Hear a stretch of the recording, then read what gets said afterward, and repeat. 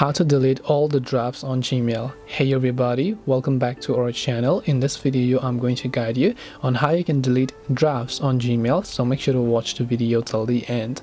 In order to delete draft mails on Gmail, it's very simple. All you have to do is open up Gmail. Let's say you have so many emails saved to your draft that you want to clear out those.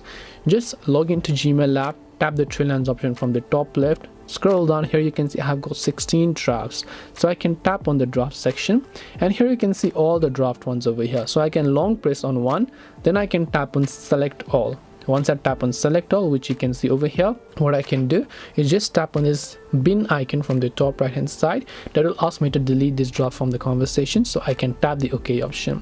Now if I want to clear them from my trash, I can also go to the trash folder, which is my bin over here. Then I'll be able to clear them if I want, and this way I should be able to go ahead and then delete all the drafts on Gmail.